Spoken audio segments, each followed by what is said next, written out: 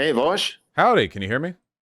I can hear you just fine. How are you? Doing great. Well, I'm coming off the heel of 2 hours of arguing about electoralism, actually. So, I'll try to keep it civil. How are you doing? What's on your mind? Condolences. What's on my mind? Well, I we spoke twice before, and I think we spoke about a contentious issue that we're on opposite sides of. I thought it would be nice to start on a point of agreement and maybe explore our other views a little bit because we're both, I think, left libertarians, and I'm curious because I think I don't really understand your Wait, didn't you? libertarianism. You just emailed me um a second ago. I'm just checking now. You just emailed me with a line that began like, "This is why I'm a social conservative." How are you a left libertarian?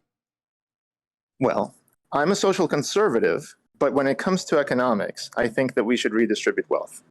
I actually think it's essential to have, people stay with their kids, raise their kids without having to necessarily stick them in public school, put their parents in nursing homes, just so they can work for corporate America.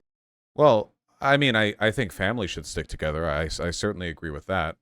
I don't Well, think that's part of- necessarily a socially conservative position. I think it is. I think that families have become much, we have the breakdown not just of the family, but of community. There's a book called Bowling Alone by Robert Putnam. I don't know if you've heard of it. It came out about 23 years ago, I'm going to say. And it talked about how, people used to go to churches, people used to have communal, all kinds of things. And even the family, what you think of this as the family is the nuclear family. But that itself was a result of families used to be larger, marriages used to be involving parents, the entire village, tribe. So it was very different. Well, But I think there are a lot of like urbanist leftists who agree that we need to rebuild social spaces to encourage people to interact more with their immediate community, and how the nuclear family is bad and that multi-generational households can be good. I mean, if that's social conservatism, then there's probably a lot of like actual overlap in desirability there.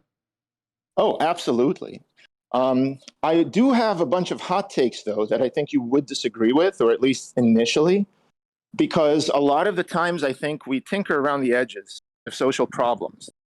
We have record levels of depression, unhappiness since the sexual revolution, since people got good contraception and a lot of social norms changed, but it hasn't made people happier. And so I do think that wealth redistribution is important because I'll give you one example. It used to be that men used to work in corporate America long Wait, hours. hold on. You're how close is your mouth to your mic? Because uh, Oh, the voice quality will be fine, but then it'll vary a bit. oh, sorry. I might jump on my laptop if it doesn't work. Well, it sounds fine right now. It's just sometimes it gets muffled. Okay, let me know if it happens again. Gotcha. So, okay, so I want to get into maybe gender issues as well as children and even the elderly, because it's all ages that suffer from sort of this end result, I suppose, of this experiment, this liberal experiment. You could do whatever you want, rights, everyone has rights, but what about responsibilities? There's not much talk of that anymore. So, for example, your parents took care of you growing up, but today rent is expensive. And both sexes have to work long hours, 10 hours a day sometimes, in order to just pay for good housing and take care of a family. Used to be one guy could do that on one paycheck because the norms were different. So if everyone floods the labor pool, that depresses wages. That's one of the reasons. And then corporate America loves it because they got more people working for them. But as a result, you don't take care of your parents. The ones that took care of you people stick them in nursing homes often in order so that they can work. And this is just one example. Corporate Can America we has sold this idea that climbing the corporate ladder is actualizing yourself. And this is now the new meaning of life for many people. can we possibly not find a way to deal with corporate America that doesn't involve stripping economic rights from women? I'm sure there has to be a way to Yeah, there address is. these problems without forcing women back into the home. I mean, if you No want one's there to be forced. single income families and to be able to afford to live off of a single income, which I think is just fine, I don't think that's necessarily a socially conservative goal because all you're talking about is raising wages, right? Like, it doesn't have to be a gender thing. Right. I think you'll find me very different than many conservatives because I agree with raising wages. I think, first of all, I'm opposed to force. As a libertarian, I don't want force. I don't want violence. Nobody should be forcing women to do anything. But also, they shouldn't be brainwashing people into thinking that working for corporate America or corporations is going to make you happier. It isn't. Well, And sure. okay, and they sell this to both men and women. The American dream was, you buy a mortgage for 30, you think, oh, you own your house, but you're actually renting the money from the bank. And then you have to work 30 years to pay that back double. So it used to be just the man who was doing that. So my point is this. I would like both sexes to opt out of the rat race, to work 4-hour, 4-day work weeks, and later maybe a 2-day work week with AI, and have a UBI. I think the UBI is a lot better than labor unions, for example. Well, but so if the goal is for people to work less and to be paid more, I guess I just don't understand where this is socially conservative. I mean, no Republican is advocating for this, and tons of progressives are. It's like fully in alignment with left values. That's why I call myself a left libertarian, but socially. See, social conservatism is about questioning the liberalization that's going on. People aren't happier. And a lot of times what this country does, other countries do this too, but United States especially, they medicate you downstream of the problem. So there are problems upstream constantly. It affects the kids too in school. For example, ADHD, okay? And the one that, everybody seems to focus on now is gender dysphoria and many other things. It's upstream. A lot of the problems can be fixed if you actually look at society. But what people do is they medicate them. They give the ADHD kids amphetamines, Adderall, Ritalin, and they say, okay, take these, and this will deal with your problem. It won't, because the problem is structural. It's systemic. We have to think systemically. I have ADHD, and it does fix the problem, actually. Yeah, but does it fix the underlying societal problem? Well, my ADHD isn't caused by a societal problem. My ADHD is just a product of an imbalance in my brain chemistry, but taking Adderall fixes the issue. You see, that's what they like to say in every case. Depression. They used to say, oh, it's a chemical imbalance in your brain. Until 2022, studies showed that, in fact, it is not necessarily the case. Meta studies have shown that the SSRI, the inhibitors for the SRI, is actually oftentimes like a placebo. It doesn't actually, it's not the thing that is the cause of depression. And similarly with ADHD, what if I gave you a much more in-your-face answer, and maybe once you see it, you won't be able to unsee it? Would you like that? Sure, go right ahead. I mean, I don't deny that there can be social causes to to people's mental conditions or whatever. But that doesn't mean that mental conditions aren't real, like extigent those things, Maybe, for instance, there are some social environmental causes to autism. That's probably the case. It's almost certainly the case. But if a person has autism, that's that. They should be treated as a person with autism. And it doesn't mean that there aren't people who wouldn't have had autism anyway. So, I don't mean autistic in the sense that people somehow started to, young kids these days, call, oh, you're autistic. Doesn't mean actually autistic. I mean, yes, these actual things are downstream of real societal and chemical problem. We as a society are the most irresponsible society in history. We pollute the planet with plastic. Every year we dump more of it into the rivers. The microplastics go in our bodies. We have fossil fuels. We have factory farms. I mean, it goes on and on. Day zero of water. So this is what I care about. And I'm saying we may call ourselves, conservatives, liberals, whatever, but we are essentially living on an ecological credit card that our kids will have to pay. So we don't give a shit about future generations, really. And we're just trying to make ends meet because of capitalism. So to go back to ADHD, here's what happens. We stick our kids in public school, and public school is dominated by teachers who have to, watch their ass, cover their ass. So, and the administrators too. They don't love the kids the way that their parents do, but their parents are not there. So kids are either raised by the street or they're raised by the school administrator, And the school administrator sees the kid. What do they want to do? They need the kids to sit down and be quiet for 8 hours a day. And so boys struggle with this the most. And what they call ADHD, see, ADHD is the new hysteria. They used to do this to women for hundreds of years. They used to say, oh, women are just uppity because they have a uterus. Hysteria is actually from the Greek hystera, which is uterus. So they had this catch-all disease, like they now have in the DSM-4 and the DSM-5. They say, well, if you have these symptoms, it's just a disease and you can medicate it. No, it's society placing their kids in essentially a prison for 8 hours a day and then picking them up to keep them out of trouble while they go and work, both the man and the woman. That's the issue. Okay, so there's a lot here, and I'm not entirely sure where it connects to social conservatism, but I will say confidently that I think public education is a good thing, and it's basically the only way we've been able to enjoy post-industrial revolution level civil society. I don't know what alternative there could possibly be to public education as a way of mass educating everyone. ADHD certainly existed beforehand. Maybe people are getting it more often these days. I certainly agree that our school system, is desperately in need of updating. But yeah, I just I don't know how this necessarily ties into like a socially conservative agenda. What do you want to change about the world? Specifically, I mean. Oh, so much. Well, I'll tell you about the solutions, but you just mentioned industrial revolution. You're essentially the model, right? To train kids to be corporate drones or sit down for 10 hours and so on. This is exactly the industrial model, the factories. And that's what they had in England. So what you're having today, you can't think of a better way. This is modeling it on essentially 19th century industrial revolution in England. We can go way past that. So in that way, I'm a progressive, right? I want a UBI.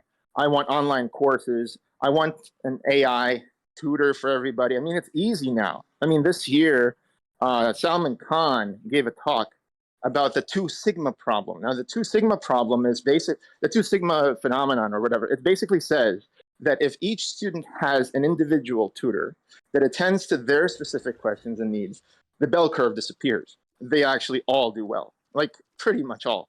So if you have AI and you have technology, and we had this conversation before, like I'm a tech bro, whatever. Yes, I am a tech bro, proudly. And I think that technology can help rescue us from, before we had capitalism and socialism and ways to organize humans, but now we can actually use technology to improve all these things. Doesn't it? And the cost structure is different. Isn't it contradictory that we open this by talking about the dehumanization of social spaces and the fact that people are interacting less?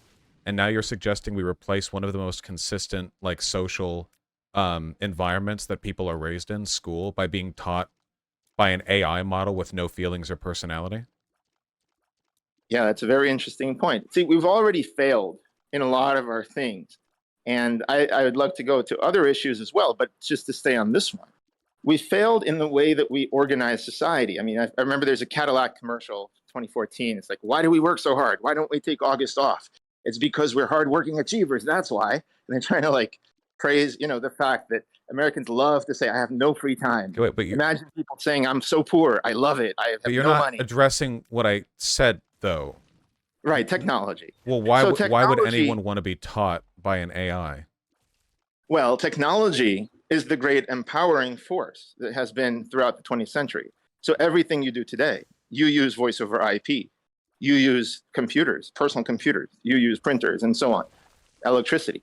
All of these things democratized access. The things that were previously gate-kept by institutions. If you wanted to print something, you had to go to a newspaper, a radio station, then the web came out.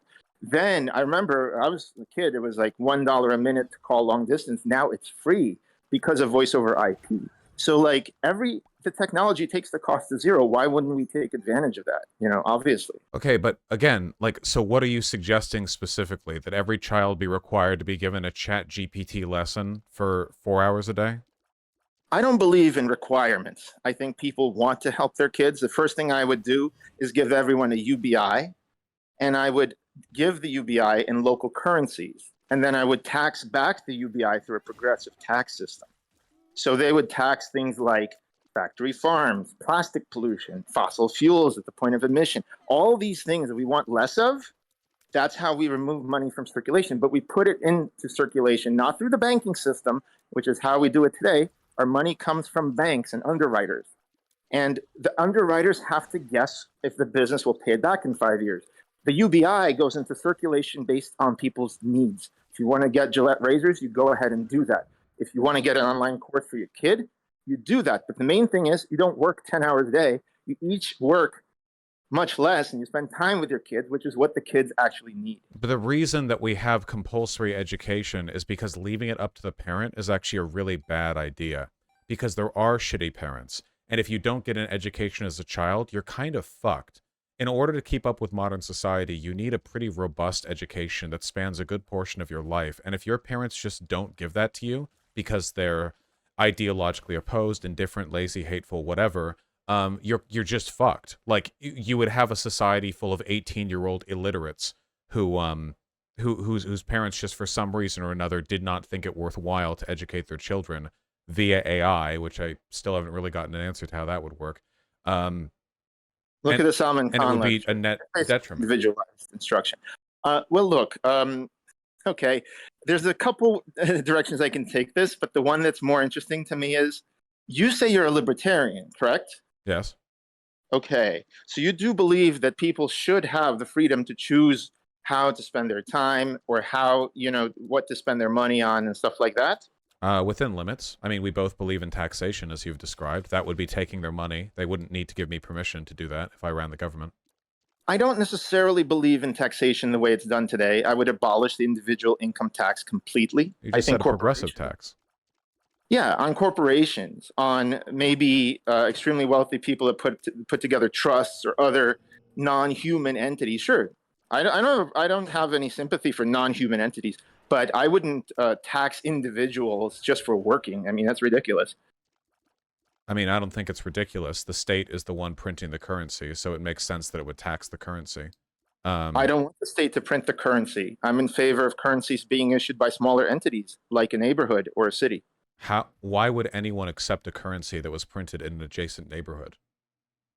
Why would anyone accept a currency that was printed in an adjacent neighborhood? Why would you break it down into so many different currencies? The point of a currency is that it's meant to be a divisible exchange unit of worth. The great question. Well, you happen to be speaking to someone who's built a company called Intercoin, which deals with this exact problem. Why would anyone use the internet, and why would they use an adjacent network or some network around the world? Because they're all interoperating. But we're talking about currency. The point of currency is that it can be backed up by the perceived value of state power, or of if it's fiat currency, of a given amount of gold or whatever else. I mean, it has to be backed by something. But if it's just a neighborhood currency, why would that be used? I mean, we saw this idea that we saw examples of this with like the Holy Roman Empire, right? Where like every little kingdom and fiefdom would issue its own currency. But you don't have to go that far. It was a mess. In this country, they had free banking era where every bank would issue its own banknotes. So this existed in the 19th century until the government, you say backing, you know what the government does? It uses violence. It sends in the men with guns. And unlike those other libertarians you talked to. Okay, wait, you know what those banks in the 19th century did to assure the strength of their currency, right? A lot of those banks failed, actually. Okay, yeah, yes. I know, because that system is terrible. But do you know what they did to secure the value of their currency? They didn't give out crazy loans to people who couldn't pay them back. They also relied on violence. Look, the entire system relies on violence. The capitalist system relies on violence no less than the communist, so-called, or socialist systems. They just enforce it differently. So they would evict people from their houses for non-payment. If a person refused to leave, the same men with guns say, well, the bank says it belongs to this absentee landlord, so you're out. Look, I mean, we in this country passed laws to protect them. I feel like we're like 17 layers deep on a question, because the question was about AI teaching children, and then it was the effects of children not receiving an education because their parents didn't give them one. And then you asked me if I'm a libertarian. And now we're talking about... you're a libertarian who believes that the state should use violence in order to back up the currency. As you said, all systems use violence. Yeah, but you're trying to use a concentration of power. Let me be clear because I want to understand the basics. This time I want to understand your viewpoint. My viewpoint is that I am suspicious of any concentration of power in federal governments, in large corporations. I don't believe that Twitter, one guy should control the whole thing and so on. So for me, I'm consistent. I want to decentralize power. I want to So give, decentralized violence. I guess, but lesser violence, right? The violence that sends people to war, the violence that commits a genocide would not be as possible if there was no center. It could just say, well, this is what we're going to do. We're going to kill all the Jews. Well, that's usually what happens is you have a bunch of smaller feudal lords, and then one of them gets strong and takes power, and then they do become the centralized violence. In the absence of a mediator like the state, you're describing a bunch of petty warlords, one of whom will eventually be stronger than the others. I would reduce the state to one specific function, and that function is exactly preventing the violence from happening in the first place. For example, I would have a world police rather than armies. So yes, you're right that when it comes to violence, that one thing you do need to it would be nice to have a monopoly on violence. Yes. But that monopoly has to be carefully kept in check with checks and balances. So the world police would not be the United States. It would be more like the UN, peacekeeping force or something. And for very, very importantly, if it's deployed to a region, no one in that group could have a horse in the race. It would have to be from countries that have nothing to do with the regional conflict. Then we would avoid a ton of wars. Yeah, so you're describing a world government, which I'm in favor of. Well, again, I am not describing an all-encompassing world government as you seem to do with the world currency and that can cut you off, that you can't buy anything anywhere in the world, with a social credit system that will punish you gradually. I'm not in favor of a social credit system. Okay, so then I ask you practically, how are you going to prevent a world government that has all the guns and all the power and controls the currency like we'll have with the CBDCs and the national IDs? How will you prevent in your world? You say government is the only way. So we're going to be living in, it's going to be their world. We just live in it, and they could cut us off at any point. Well, the point is that it's a democratic society that's highly federalized with systems that allow for individual participation at a local level, kind of like what we have in the United States. So it's not really their world, right? Like, America isn't Joe Biden's America. Joe Biden represents a conglomerate of interests, largely an oligarchical one, but that's why I advocate for socialism, because I believe that under a proletarian state, you could have an elected leader who would represent proletarian interests. Yeah, and every single time people have these rosy things, name me one country. You're just like the laissez-faire libertarians. Name me one country where this has worked. Name me one country that has stably had a nice, benevolent democracy that is never corrupted and never took power. Stably had, for how long? There are multiple democracies. You're saying it should be forever or something, because as soon as your democracy is taken over, hey, weren't you opposed to the Trump January 6th well, I'm sorry, are you asking me to construct a form of government that is perfect and will never fail no matter what? I'm not. Well, I don't have to do that because I want to strip the government of most of its functions, right? Except for the one where it prevents one group from massacring another group. Except you would just create a system of warlords. But yeah, no, most democracies in the world today, at least like, Western democracies, have been more or less stable for a time. I don't think there's any system of government or any system of non-government that can ever be considered perfectly stable, like forever. I don't think that's a real thing. Thank you. Well, listen, I think that's a good note on which to move to sort of change topic a little bit, because we were going to talk about Ukraine and Russia. And I just want to kind of delve into that a little bit. As a libertarian, I find that again, there's a new thing in town that wasn't around for most of history. And that new thing is the borders that the United Nations has, since the United Nations exists, the borders will never change. And like the procedure for changing a border and allowing, say, Kosovo or Hong Kong. I'm sorry, could you hold for just one moment? I just have to do something really quickly. Sure, yeah, of course. Okay, one moment. I'm sorry, one of my cats took such a smelly shit that I thought something was wrong. But it wasn't. It was just Pigeon being disgusting. How many cats do you have? I have 3 cats. Wow. All right. And why is your icon Mr. Freeze? I was curious about that. Mr. Freeze? I thought that was Mr. Freeze on your icon everywhere. Oh no, it's a TV head. It's a reference to an anime called Fooly Cooly, which I'm fond of. Oh, okay. See, I learned something. I thought it was Mr. Freeze. Um, so maybe you throw the cold water on conservatives. Anyway, um, what I want to say, what was I saying? Oh, yeah. You said that you can't have something forever, something stable forever. And I agree. A lot of the countries' borders that were set up, especially in the Middle East with the Sykes-Picot Agreement, for example, they're tinderboxes.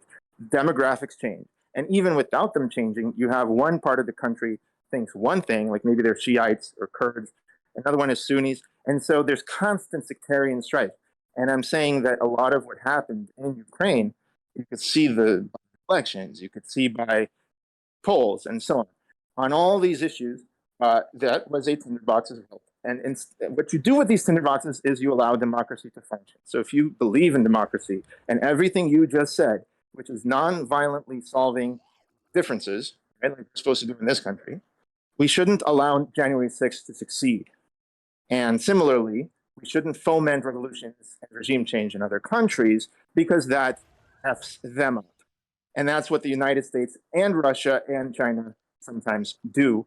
And I essentially condemn them all for doing that and how much they do that. So what is the question? I guess, do you recognize the role of the United States and more broadly, sort of NATO members in the war, in making the war in Ukraine almost inevitable? No, I do not recognize it. I think that Uh, Russia, given the Putin regime, was basically guaranteed to invade Ukraine at some point. and why do you think that? Because Putin's basically said so. The arguments that he's made about the invasion of Ukraine, its justifications, are rooted back in, like, restoring the Russian Empire. Putin is a fascist. Fascists like to do land grabs. It's pretty in line with, you know, what he'd be engaged in.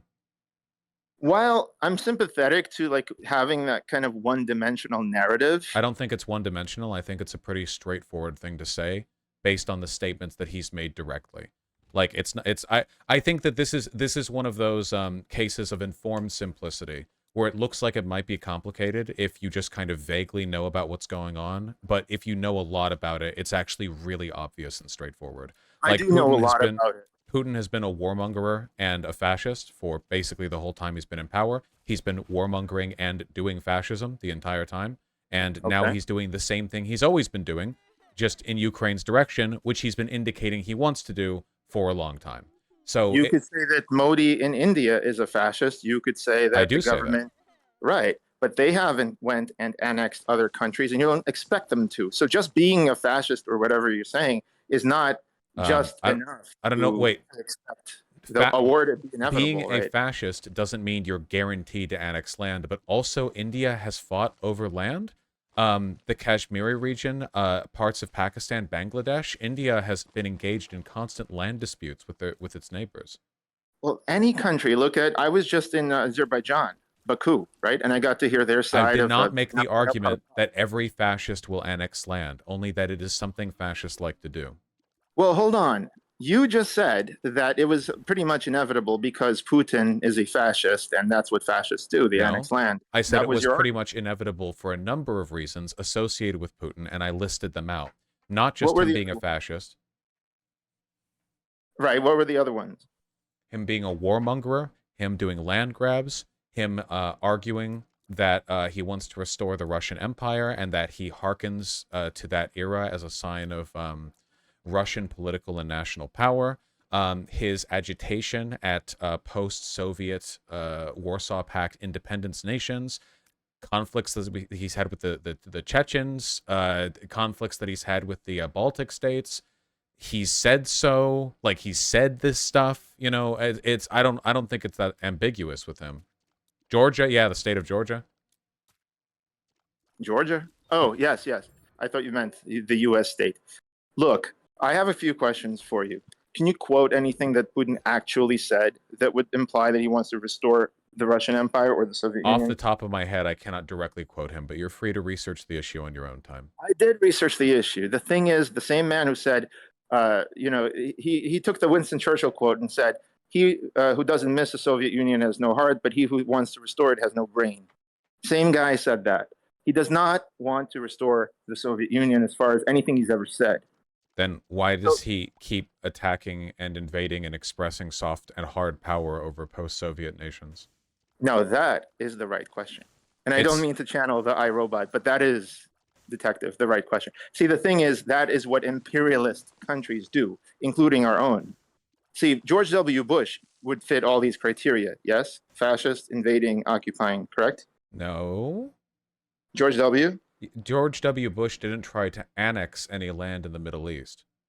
Since when is annexing the green the red line? Like, so It's a huge invading, difference. occupying, and killing a million people. Fascists tend to be obsessed with the idea of expanding the nation and consolidating the ethnicity. So annexation is a big part of the fascist narrative because of blood and soil. That's literally like a part of their Okay, belief fine. system. So this is where I think we have a disagreement, and No, we let's don't see have if. a disagreement. You're just incorrect.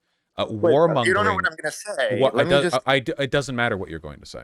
No, that's not true. Warmongering is a practice engaged in by every form of government throughout all of human history. You don't know what I'm going to say. Wait. What I'm going to say is. Wait. Warmongering Wait. is something all governments do. Correct. Annexation is a different kind of behavior, especially Let's in the look modern world. only at annexation. Fine. Let's look only at annexation. And I am trying to tell you, here's where we disagree. Oh, You wait, sorry, think 1 that second, really quick. I have a quote from chat, from Please. Putin. Since time immemorial, the people living in the southwest of what has historically been Russian land have called themselves Russians and Orthodox Christians. So I will start with the fact that modern Ukraine was entirely created by Russia, or to be more precise, by Bolshevik communist Russia. This process started practically right after the 1917 revolution, and Lenin and his associates did it in a way that was extremely harsh on Russia by severing what is historically Russian land. So he's constantly arguing that Ukraine is basically Nothing. Russian. Nothing about that says. And by the way, we are going to go and annex them back. Yeah, that's because that's not how the world works. No leader says, "Oh yeah, so because of this, we will annex them." Obviously. Okay, so let me try to steel man your argument. Also, he did annex it. He steelman annexed it. Crimea. So you're okay. Hold on a second. So you're okay. I'll steel man that too. So you're saying Putin The annexation of Crimea is a fascist, right? Annexation of Crimea. So Putin is Crimea, by the way. Okay, you just threw that one in there. Crimea did not want to live under Ukraine since 1991. If you look at their actual referendum in 1991, and anyone wants to look it up, that's really tough. But voting 49% to stay with the country that you're in doesn't mean the neighboring country gets to invade and take over your land. they actually voted 94% to be an independent of Ukraine republic. Yes, in and then there was a 1991. subsequent vote on whether or not. Nobody cares what Crimea thinks. So, and this is the okay. So like one vote, one time means that an adjacent nation No. gets to annex them in 2014. No one gets to annex anybody. In my world, all of this is garbage. This is the government's. This is exactly the problem I'm talking about. You try to whitewash the Russian government. I know it sounds funny by saying it's Putin's war. It's one man Putin, and I am here to tell you it's the entire Russian government. You could take Okay. Yeltsin, Boris Yeltsin, and he opposed the expansion of NATO. You could take Medvedev. Wait, why are we talking about NATO? It wasn't Putin who was president when Russia invaded Georgia. It was Medvedev. Every single president of Russia, every single one, would oppose the expansion of NATO. I don't care whether they would oppose it. What does this No, have to do with saying what we were it's talking about? Right, but this is what you have to understand. It's governments. It's the whole shebang. It's the United States government. Now, let me show you. The United States government controls Putin? No, see, you're not letting me finish my sentence. Because you know, run through like 60 incorrect statements, and then you like go off on a different here's subject. the correct statement. The U.S. government, since the inception of the United States, has annexed, genocide. Wait, hold on. I'm uninterested in this conversation. We were talking about Ukraine. No, but this is where you're navel gazing. You are talking about you are one the guy. one navel gazing. You keep talking about anything but the subject. We never got answers on AI or on what would happen if parents don't educate their children, or like there are so many subjects that have been left behind to wander to a new one. Tack. Give me 10 seconds and I will answer your questions directly. How about that? But you have to ask me a question and then listen to my answer, if that's okay. But So you go were ahead. asking me questions. I wasn't asking you So can questions. I ask you a question then? Sure. Okay. So this is the premise to my question. The United States consists of three parts: the original colonies in the east, the Louisiana Purchase in the middle, and what is California all the way down to Texas with all the Spanish city names. That was Mexico. The United States simply took the land that is bigger than all of Mexico is right now from Mexico 100 years ago and annexed it, just like it did with Hawaii, in the Kingdom of Hawaii and annexed. You're saying that is Putin. I'm saying it's imperialism. This is what But big countries. at no point did I make the argument that only Putin is capable of annexing territory. Okay. So you have to, again, think systemically, just like with the first discussion with I do. should I you have medicate. never indicated that I don't think this is a systemic issue with Russia.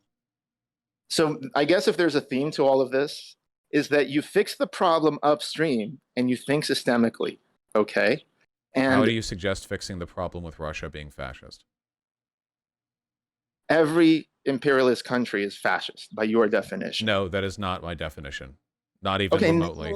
What is your definition then of fascist? The fact that you arrived at that interpretation of my statement indicates to me that nothing I say at this point will affect the next words out of your mouth. So See, this is the thing. First, you define a term, and then we could both decide whether your term applies to a thing or not. If you don't define it, then it's up to you. I guess you, okay, by fiat. Okay. at no point did I say what you think I said, though. Okay, so say it again. Sorry, maybe I I don't know missed it. I don't know what we're talking about, though. Define what you mean by fascist. You call half of America fascist. What do Uh, you mean by fascist? a palingenetic ultranationalist state that is obsessed with ethnic conquest, national supremacy, that is highly authoritarian, militarily regimented, obsessed with patriarchy. There are a lot of characteristics associated with fascism, but those are the ones that I take. Okay, Being so that describes the imperialistic is current China and United States as well as being Russia. imperialistic is a component of it, but that does not in and of itself mean Right. that a country is fascist. Everything you said applies to the United States today and China. A palingenetic ultranational? No, it doesn't. Also, Well, yeah, China is fascist. America is not palingenetic okay, so and 1 out of 2, you already agree. You give me China, correct? yeah, China's fascist. Ultranationalist, pan-Chinese, locking up the Uyghurs in labor camps and re-educating them. That doesn't sound fascist to you? I have That is just like said pre-Nazi twice now Germany that China is level. fascist. Okay, so the United States is, as you say, there's so many conservatives here, not the type that I am, that say that there's Christian nationalism, they're nationalists. Trump called himself a nationalist openly. I did a video on socialism versus nationalism, Bernie versus Trump. Yes, this country chooses nationalists, all the white nationalists emboldened by Trump. The nationalists are the people that are against the quote international Jews, also against globalists, and all of those things are flavors of America First nationalism. But it's not just America First. The America First guys are actually nicer because they don't go invading other countries 1,000 miles away. It's the you know Yes, the neoliberals, I yes, guess. it's just like how the Nazis, before they took power, said that they were primarily interested in unifying the Aryan people and did not have aims outside of that. The reason they pursued Lebensraum and annexed the Sudetenland in Austria is because they were trying to unify their German folk. But they had no interest in moving outside of that, right? Again, yes, they did. Okay, So my point to you so is that maybe fascists are militaristic and imperialistic, and they're they not are. secretly. The United States is the most militaristic, imperialistic. It took over the entire world. It has We have 800 not bases. taken over the entire world. The rest of the world has 30 bases combined. We have 800. Do you know The why United we have States military bases in supports most of everyone those else. nations? Yes, because we already took over everything No, around. it's because they're allies, and they like having the most powerful military in the world there to shore up their defenses. I don't know how you can be a libertarian That and is- then that carry is- water for the military-industrial I'm not complex. no, that's not carrying water for the military-industrial complex. That is literally why we're there. They invite us. They like having us there. Yeah, they hate us for our freedoms. I've No, heard it all.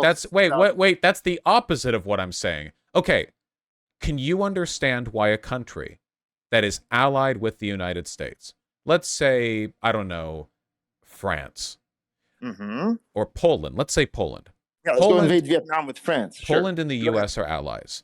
People in Poland really like America. As I understand from polling, they just really like this country.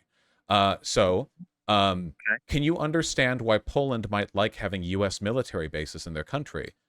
Of course, they also despise, well, not all. You know, I never want to paint everyone with one brush, but by and large, Polish are probably the most anti-Russians because they don't enjoy. Uh, Ukraine used to belong to Poland. A lot of the Galicia region was Polish, and then Russians actually kicked their butt, and like they don't like Russians also. So that's a big factor as well, and I can understand them.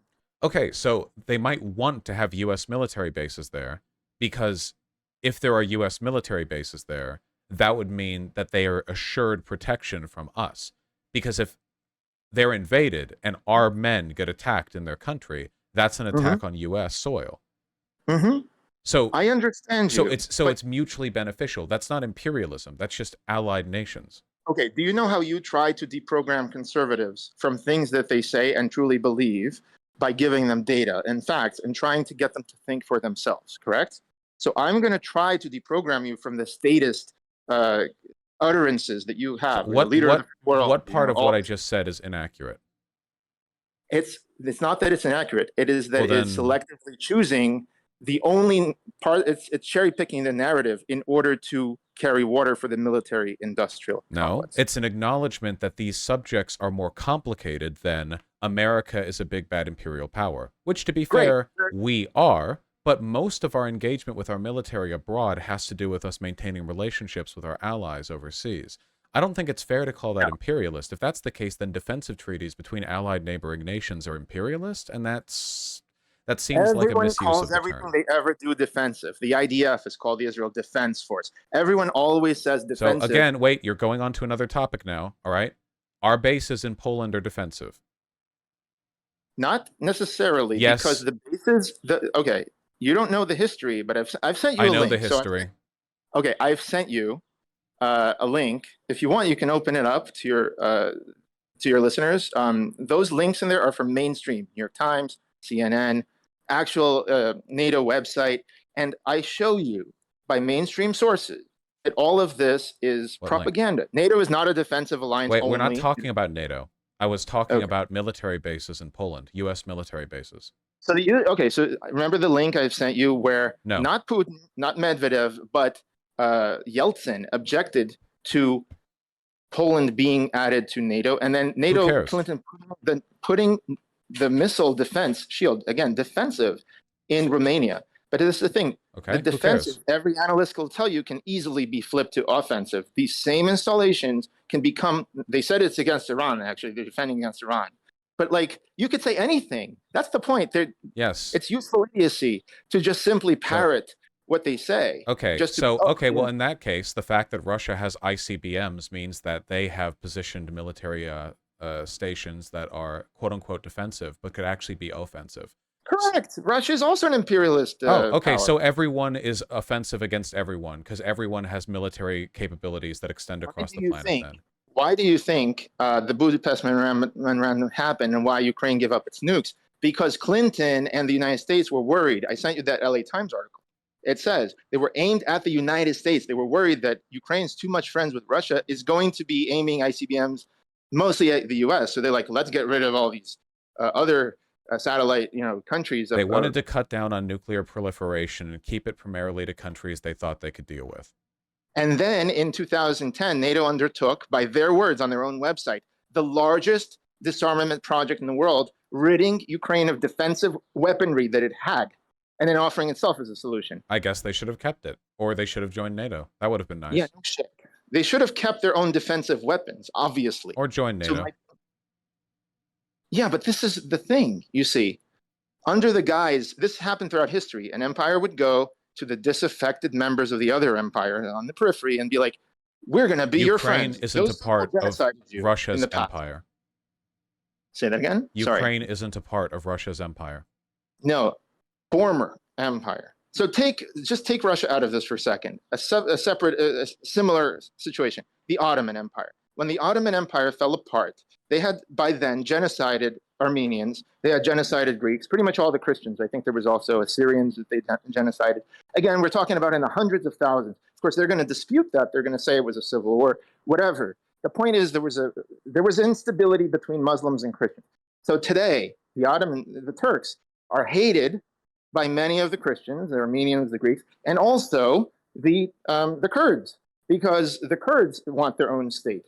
So when an empire falls apart, it's normal for these groups that previously lived under it to feel a sense of nationalism and want to build their own country. This is normal. And then if you approach these groups and say, hey, let's make an alliance against Turkey and let's surround Turkey and contain Turkey because they genocided people in the past. So that's a self-fulfilling prophecy. You're literally back to an animal. What is the issue with this?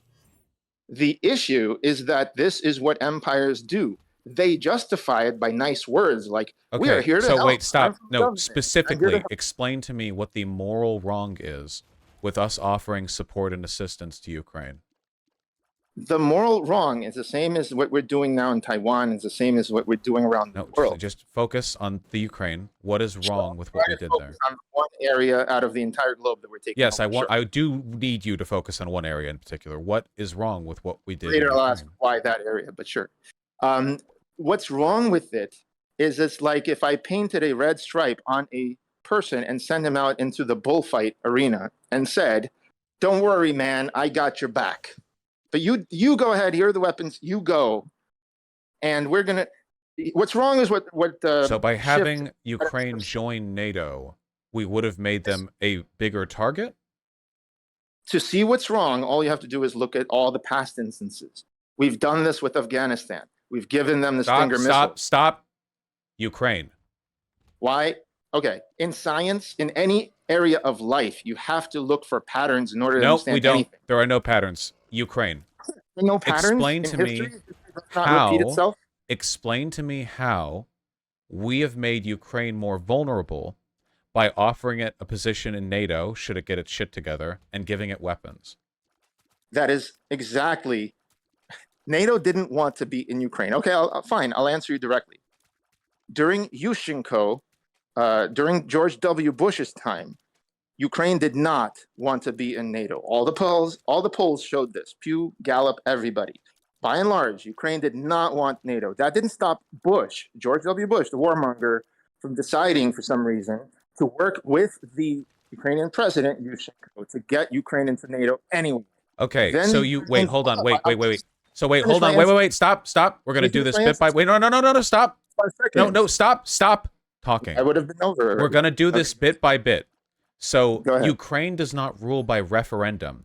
Even if the population is unpopular with something, or even if the population thinks something is unpopular or undesirable, that does not mean that leaders of Ukraine cannot talk with our leaders. I'm trying to deprogram you. Stop. So you implied there was something sinister about George Bush. Stop. You implied there was something sinister about George Bush talking with Ukraine's leaders about admitting them into NATO, even though the thing wasn't popular at the time. There is nothing weird about that. Leaders talk all the time about future... about future potential agreements or the potential of defensive alliances. And also, nations don't usually base their interest in defensive alliances on national referendum. We don't do that in the U.S. I don't know why we would do that anywhere else.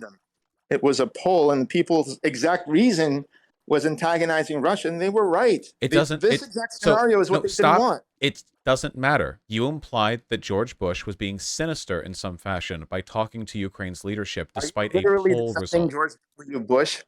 Okay, what are we doing over there? Can I ask you that question? It's off limits to ask. What is the United States doing in Ukraine in 2004, 5, 6, 7? What are we doing there? We want to promote alliances with as many nations as possible. George Washington warned about this. Stop. But I'll tell you something. Why are we doing these alliances? Out of the goodness of our hearts? No, because it's beneficial to us. What's beneficial to us is flipping the neighbors of our geopolitical foes against them, weakening them. Yeah, no shit. Creating a quagmire for them. Uh-huh. That is what we do. That's what we've done. They've done it to us in Vietnam. We did it to them in Afghanistan. This is what these great powers do. It serves our interest to have allies. These are not allies. They're dying. Ukraine. Wait, no, stop. Ukraine is our ally, definitionally. It serves our interest to have allies. You're like, Have you considered there might be a reason why we want to have allies? Isn't it to America's benefit to have allies? Yes. Of course, it's a benefit if you're a war hawk and you think that No, wait, you no, need. stop, stop. You did it again. It's not Warhawk to want to be allies with the country. That's the opposite of Warhawk, actually. But I do want to deprogram you at least in one area. But I need to speak for 30 seconds or 20 seconds. You've spoken for 30-second intervals and more multiple times, but it usually leads to you moving to different topics. I'm trying to keep you on a topic. You said that you support democracy and holding your government to account. Did you not say that? Yeah, certainly. Government. Okay. If the people of Ukraine, by and large, in majority, do not want Ukraine to join NATO, all the polls show this, 2009. If they elect Yanukovych, who puts an end to the NATO integration, and then we go and essentially foment a revolution to remove the sitting president. Nope, you're doing it again. The Euromaidan was a representation of legitimate Ukrainian discontent with Yanukovych's decision to withdraw from EU participation, which the overwhelming majority of Ukrainians wanted, and move towards Russia because Yanukovych was a found Russian puppet and a deeply corrupt man. It's interesting how your opposition to state corruption ends the moment you're in favor of the unpopular government behavior. You're just being very inconsistent because on the one hand, you're saying that the government can do what it wants independent. No, I'm not. No, stop. Again, no, stop. You're saying something very dumb, okay? What? Leaders in a government are allowed to talk with our leaders about future military alliances. It does not matter what a poll said. That is not in any way a negation of democratic principles. That's fine. No. Demilitarization. No, stop. Stop. Why don't you care? No, well, I don't, because the stuff you're saying is stupid and irrelevant. I'm helping you, okay? Trust me. I'm trying to get you on track. I'm deprogramming you from imbecility. Okay, listen. You're going to have to listen to what I'm saying afterwards. What you are talking about right now is irrelevant. According to you. Yes, go ahead. Correct. No, that's all I have to say. So find another thing to talk about. Can I download some information? Is it another thing to talk about, or is it the same thing as before? No, this is the thing. That we're on the thing, okay? First of all, for someone who opposes January 6th, it's not good to overthrow. We did this before. We did this before. January 6th was about overriding a democratic election and imposing a fascist on the government. Euromaidan was because the insanely corrupt leader Yanukovych had started putting forward anti-protest laws that would have made him a dictator. Euromaidan was pro-democracy. January 6th was anti-democracy. There is no hypocrisy here. You will not get me on it. That's exactly the type of biased talking points. No, people say no, that is not a biased talking point. They're just two different things. Okay, they're literally repeated. I've heard phrases. How many times have you heard phrases like "they hate us for our freedoms"? I have no idea why you keep bringing that up. I've never said anyone hates us for our freedoms. All these phrases are pushed as propaganda to the people in order to support the necessary thing. In this case, it's unjustified and unprovoked. For example, there's a bunch of them. It's repeated on government websites. It's repeated verbatim in all the. What is? Unjustified and unprovoked is always. What statement is repeated? The word Russia's invasion of Ukraine. So like the word unjustified and unprovoked. Someone came up with that, right? It's just like after 9/11 when they pulled, the crusade against evil. What are you talking about? They had axis of evil as a thing, There's a lot of things that they just put in your brain and you just repeat it. Oh, wait, stop. Okay, wait, hold on. I'm going to cut you off again. Nothing that you're saying means anything, and I'm not listening. Try again. Okay. The government, see, I'm a libertarian, so I'm sorry, I speak libertarianese, okay? Yeah, I know. You do in ways that you don't understand, but yes, continue. Okay, but I hope you understand this. Your government comes up with phrases, okay, and then they test them and see how they... I'm getting bored again. I want objective answers on what is morally right, or I want descriptive and prescriptive claims. I'm not No, stop. Stop, because you said... Wait, hold on. You just said, here's the fact. But what you're about to do is wild conjecture. No, you don't know what I'm about to do. I do, actually. My conjecture. No, you literally did not. I do, actually. I know. I'm inside your mind, and I know that you were about to do wild conjecture and narrativization. I don't know how. You obviously hear yourself. So you're unironically saying these things. I'm in your mind. I'm always right. I'm the guy who's right, and all these other leftists are wrong. Come on, man. You got to. I do often say these things. That is true. You have me down to a T here.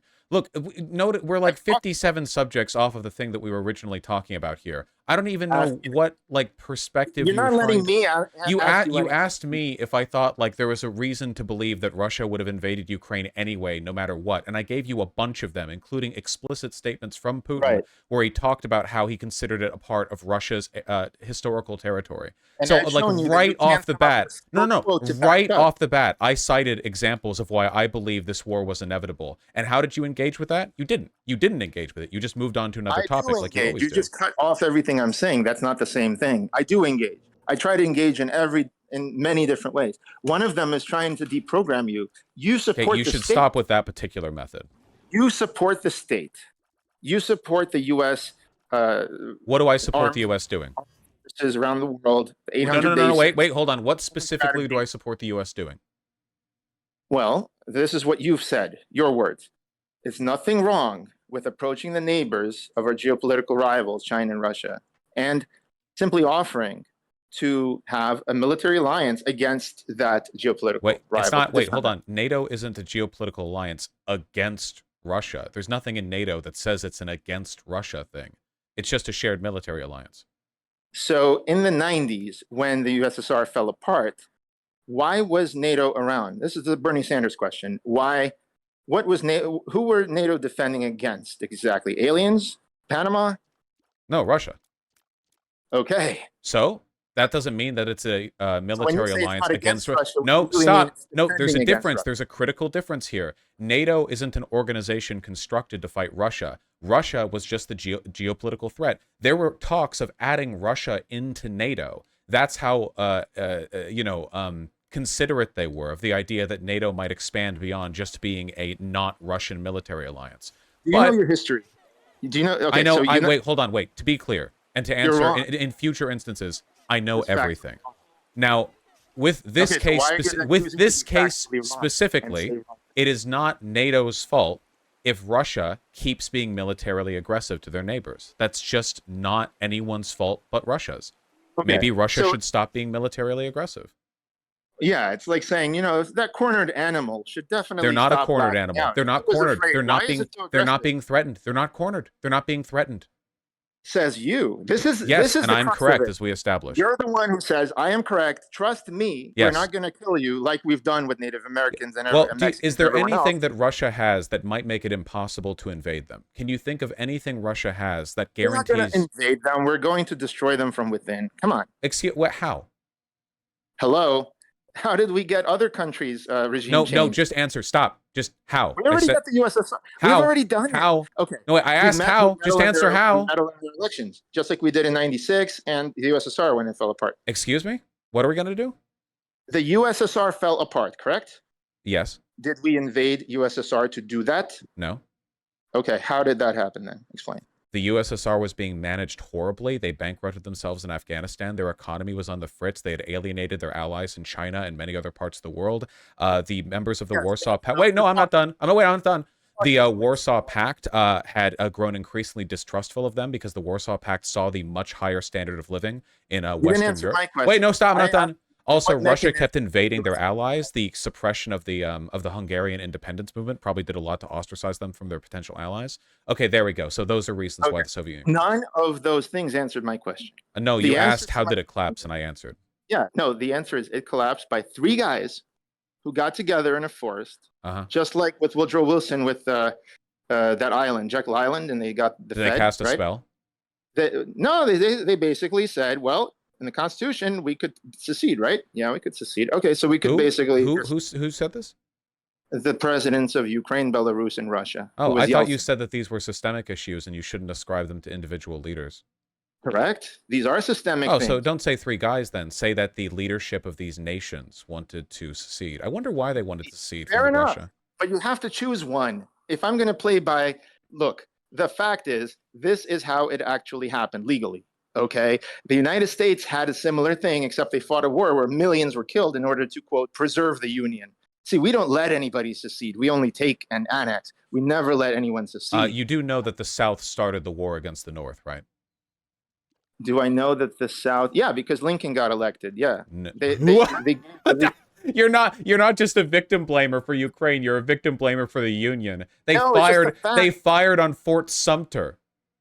I'm saying their declaration of independence, I think it was South Carolina that had their reason was that Lincoln wasn't even on the ballot and he got elected as the president of the Union. So they're like, Are you screw this. suggesting that wait, hold on. Are you suggesting that they rigged the election for Lincoln?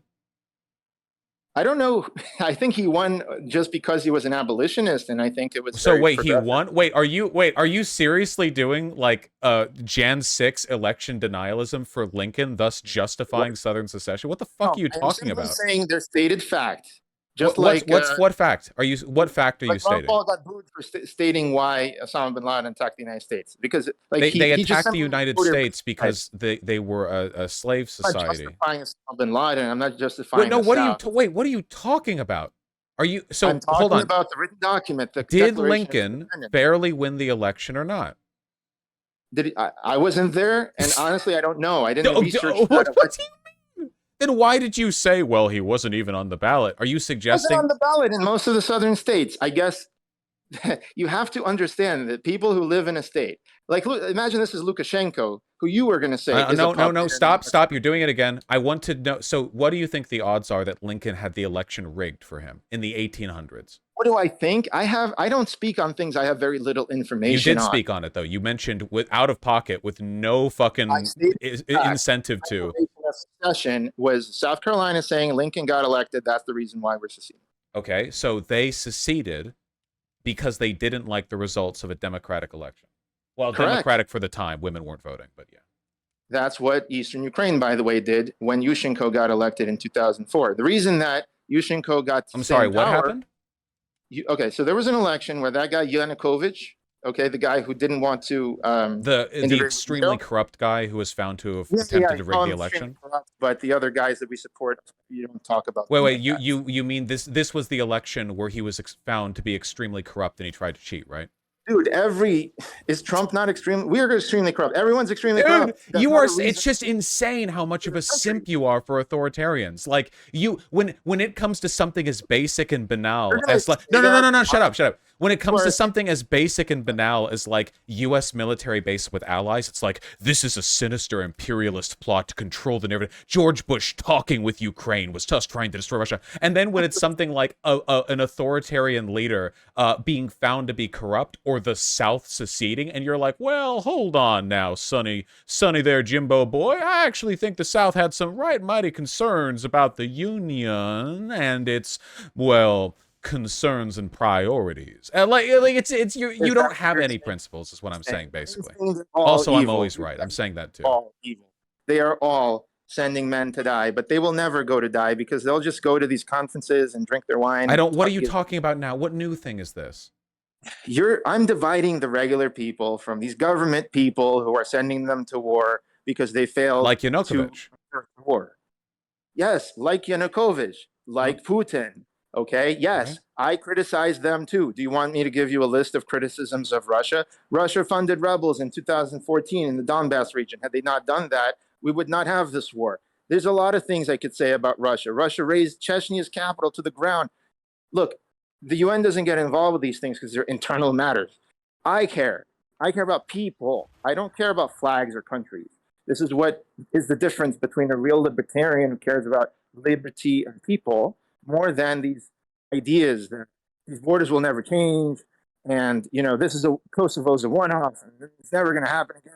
Like, these are stupid okay, so systems. So the people of Ukraine, so let's talk about people. The people of Ukraine overwhelmingly support Zelensky, overwhelmingly want to join the EU, overwhelmingly want NATO, and overwhelmingly want U.S. armed support. Why shouldn't we? This year, that's true. Yes. What's your point? Well, why is it that why? Okay, so there you go. So you only care about the people's opinion when it agrees with your own, right? No, I care about now, the time period that I exist in now, and not that time period. So at least, look, stop saying false things like Russia invaded Ukraine in 2014, like you said last. They did. You just admitted to it too. You literally just said that. You just said. I didn't say it had boots on the ground. They did end up having boots on the ground. They were literally found with Russian military equipment and personnel photographed in the Donbass. We do. NATO gives military equipment. So hold on. You just did it again. They had troops on the ground, as in there were Russian soldiers. Where Okay, let's actually state facts and not just like wild conjecture. Where were these troops? In the Donbass. You mean they were in Crimea? No, I mean in the Donbass. The green. Okay, you're talking about the green, the polite people, the green people. What? They were called, the green people, the green aliens, whatever. I don't know what you're talking about. There were Russian soldiers in the Donbass. This isn't a secret. This has been known for years. If you're talking, okay, are you talking about like Strelkov, Motorola, like these guys? I don't understand what you're. If you Google Russian soldiers in Donbass, but then like select for articles from before 2022. Yeah, I always select for articles from that time. You just do before : and then you put the year. It's actually very good on Google. I encourage everyone to do this because back then we spoke honestly about what's going on in Ukraine, and today we don't. Yeah, Chad is saying that the little green men is a term that was used for soldiers in the Donbass at the time, which I did not know. Okay, well, I'm sorry to say, the green men were actually in Crimea, and that was the referendum that was held there, and they're being blamed for having armed people in Crimea. Oh. Now, here's the thing. Yeah. So, but there were also in the Donbass. Okay, hold up a second. So let me take one at a time. First Crimea, and then I'll get to wait, stop, wait. Nobody's talking about Crimea. Why would you one at a time? I talked about Crimea before when you said Russia annexed it. Yeah, we were talking about there being troops in the Donbass. Okay, do you want to go with that first and then go to Crimea? Because nobody's talking about Crimea. Yes, we were. I'm sorry. No, you don't get to do this. No, I'm not doing it. You brought it up. You brought it up, and then you're like, well, hold on. Well, like, do you want to talk about each? I don't want to talk about Crimea. I don't want to talk about any of this. It's a settled issue. The universe, God has already decided in my favor. Everything aligns with my perspective here. There's no you're the argument guy who says that people should have their government in check, but then also says the government has the right to. Oh, yeah, and yet the people of Ukraine want us to give them weapons. So should we give Ukraine weapons? The people of Ukraine want it. Do you think that people should have given Gaza weapons? Does it make them safer? What the? No, stop answering questions by not answering them. You say you no, stop.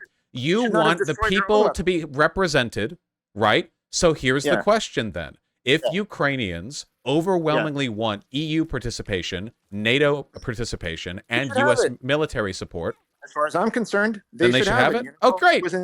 Great. Then there we go. But that's not the point. You're making a different point. It is the point. Then no, that's the point. That's the point. We made it. We made the point.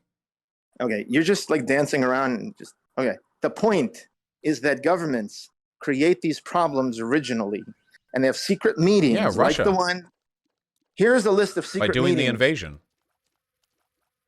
Can you? Okay, I'm going to let you talk. Say everything you want, and then let me respond. That's all I ask. Yeah, Russia caused the problem by doing the invasion. Okay, what year was the invasion? 2014. Then they upped it in 2022. So what was the United States doing in Ukraine in 2013, fomenting the revolution? Did we send our military there? No? Okay. Oh, did he just drop out? He probably would have answered yes to that. Can you move the convo to another topic? Do you think any topic would last for more than 8 seconds? Hello? Yeah, sorry. I don't know what happened there. It's been known to happen with 5G. You know how it goes. Right. So, okay, what was the U.S. Did the U.S. send soldiers in 2013? What was the U.S. doing there in 2013 with John McCain? Were we invading them? We were fomenting. We were telling them that their futures in Ukraine, they should basically. The revolution was happening, and we were. What revolution in 2013? 2013, the crowds were there against Yanukovych. Crowds? Those are protests. Yes, that's what happens. When Trump goes out, you agree that that's bad. We shouldn't destroy the democratic system, right? Yes. Wait, hold on. Wait, stop. You're doing it again. So I think protests are fine, but if the protest is for something bad, I think the protest is bad. So wait a second. Bad is doing a lot of work there. Bad. Yeah, it's almost like it's an ethical judgment.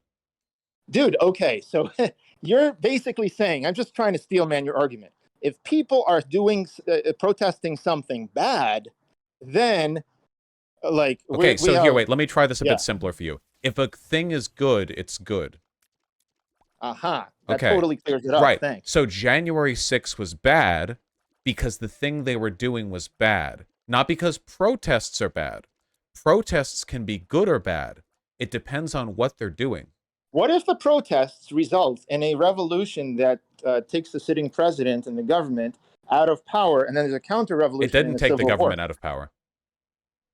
Well, in this case, but other cases, yes, it does. What Like other? in Wait, no. Then what? I don't know why other. Okay, it would depend on it. I'm If asking a you. wait, hold on, wait. If a revolution took a like Nazi leader out of power, then of course I would think that's good. Well, how are you saying you're a libertarian? Then you're like, bro, you can't rise up against the state. What the fuck are you talking about? I would very much like to take the state and get the technology to replace many of its functions, like we've been doing. This has nothing to do with what we were talking about. So you think you should never rise up against authoritarians? You think we should just sort of like just deal with it, be cuck boys, cuck? Look, the history of rising up against authoritarians, even authoritarians, leads to worse outcomes. So you're okay. So you're a anti-statist. I see. So you're a libertarian, but don't you protest the government? Like that's actually your position. I'm opposed to violence, and I'm opposed to solving problems with violence. I think voting is an adequate mechanism by getting in a democratic. Ukraine was democratic. All they had to do was have a freaking election. Okay? Except, well, hold on now. Except Yanukovych was passing what were called the black laws, the anti-protest laws, so severe that it would have allowed him to arrest his opposition. Except he already said that he would actually take them out, and that was his he said? I'm sorry. Hey, I'm going to have my political party pass these 8 hyper-authoritarian anti-protest laws that would give me total control over the country. But don't worry, I'm only doing them for emergency powers. You do realize that Zelensky canceled like the elections in 2024 for that same reason, and the Constitution of Ukraine Really, I wonder, is anything happening in Ukraine right now that makes it really difficult to run a functioning democracy? So when he does wait, hold on, that wasn't rhetorical. Is there anything? Wait, I'm curious. I want to know because you're so knowledgeable. Nuance for me, but what's happening? Well, what's happening in Ukraine? That's crazy. Canceled elections? Well, hold on. Wait. Canceling elections is seriously bad. Countries don't normally do that unless they're like in an active war, like being invaded or something. So what happened in Ukraine that what happened in Ukraine was that every peace agreement that could have happened was wait. What does this have to? Wait. You were talking about canceling elections. What? I'm sorry. What happened in Ukraine to lead to that? That's crazy. I'm telling you what happened. So what happened in Ukraine that led to the cancellation of the elections? Did Zelensky say what it was? Did he mention that? Or was it just he was ambiguous? Did he just say because? Are you going to say you're so simplistic? Oh, there's a no. Wait, then just answer. Wait, what did he say? What did he say? You can't say it. You notice the I like how the first words out of your mouth were United States because you're a hack. You can't answer because you know you're lying. This is the one you know, but I could say France. So wait, answer the question. Wait, hold on. Wait, really quickly, okay? Because I don't want you to feel as though you can do this forever and get away with it. All right? I'm trying to do no, hold on. Wait. There's one correct answer. What happened in Ukraine to lead to the elections being canceled? Call ends if you get it wrong. There is a war. Oh, look at that. If it means you get to keep blathering to my audience, it seems you're capable of a succinct and correct answer. Maybe try those more in the future, and you'll what? Get a couple answers out of you. You'll let me speak, actually? I would love that. Oh, whoa, let's not go overboard here. Okay. Look, dude, you're a libertarian, but everything you say is this government is totally within its rights to do this, and that government can totally go ahead and cancel elections and whatever. And protests are okay. And yet I'm not okay with Yanukovych becoming an authoritarian leader by pushing forward a bunch of anti-protest laws that would have given him total power. I am consistent. I am saying when Yushchenko was doing unpopular things, you're saying, well, that's okay because I think that's good. And when Yanukovych is blocking an agreement with the EU, which is stupid, by the way, and again, abuse, I agree with you there.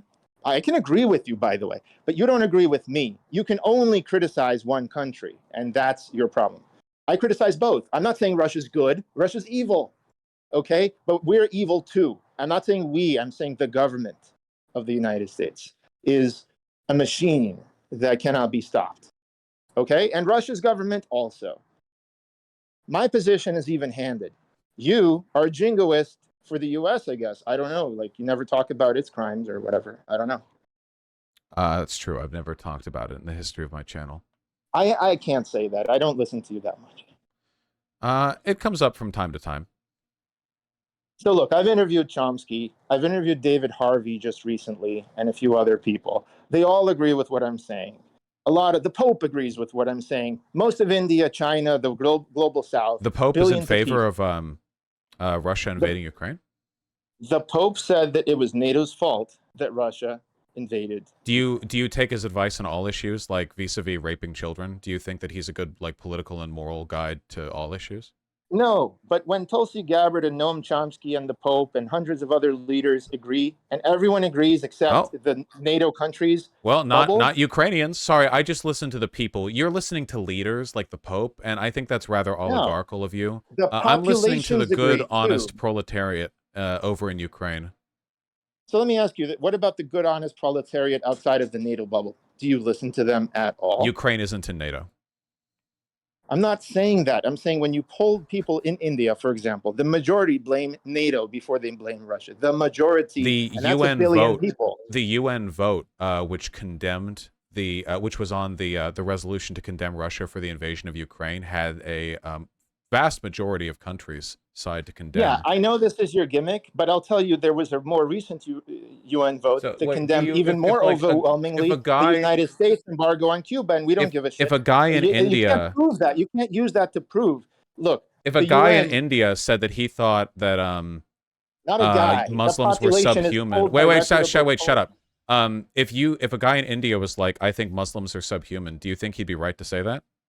No, but the population, you need to deal with what the Yeah, public the believes. population of India doesn't have strong positive opinions on Muslims. The public, The always public in India doesn't have. So do you not think able to say Islamophobia that. is good?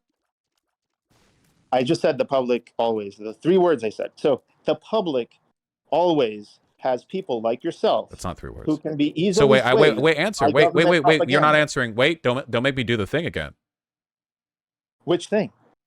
There's so many things. Yeah, there are so many things, but they come back to repeating patterns, which we can identify and hopefully prevent in the future. You don't criticize the So hold government on, I want enough. an answer. Would an Indian person be correct if they were Islamophobic? If by Islamophobic literally means afraid of Muslims, I mean Muslims did kill them about 60 years ago. Oh my but they also killed god, Muslims. dude! They also killed Muslims. There was Wow, a civil your war. brain is actual soup. You don't have like an overriding I am ideology literally besides directly answering your contrarianism. question. You don't just don't So like you're my so wait, answer. hold on. So you think that bigotry against Muslims is okay because they're bigoted against Muslims? What's the The word "okay" is this first world thing. Jesus Dude, they Christ? literally Oh man, killed a wait. million Okay, we people. can. I guess we can like stop pretending to take this even remotely seriously. Oh, is it Okay, so if is it okay to be bigoted? well, And then you meanwhile, there's literally just genocide. justified bigotry. Like the people in Kashmir Dude, are heavily is it oppressed. okay to be bigoted against the against the Young Turks for genociding Armenians? Well, if you ask the Young Turks, no, it's not okay. What the because fuck it are was you a- talking about? I don't. They say it was a civil war, but I for the don't. people I who don't died- know. I don't do anything with the Young Turks these days except for make Here's fun my of them. point. What? Why My did you point. switch to another topic again? I Why am do you trying always to be hold as on? Wait, direct- really quickly. Listen, okay. As somebody Yeah. who's been complimented a couple of times on his amazing brain, all right, I want to give you a little bit of advice, all right?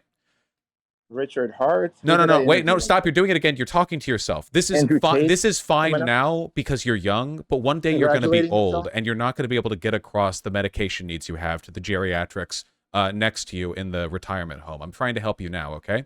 If you're Thanks. having a Well, you admitted- conversation, no, I'm Right. helping.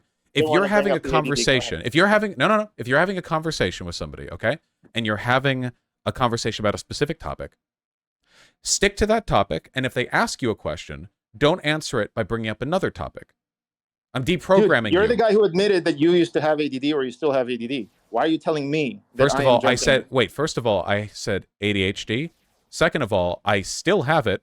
And third of all, isn't it a little bit embarrassing that you're the one acting attention deficit? Is this like a projection thing? Because you could benefit I from don't Adderall know. more than I me. just found it ironic because you're Ironic constantly that I cutting me can off. keep on a subject and you can't. This is what I mean, man. And by the way, no, I'm actually, no, I'm going to be ableist, okay? I actually do think Sure, you have brain. please. No, it's fine. No, you can learn from this. I think I you can have brain take it. problems. You sent me multiple emails prior to this conversation where you structured out Mm-hmm. all the things you wanted to talk about, but you can't talk about any of them because the Because moment. I've asked you No, to this is put one those way. links This on is the one way. screen.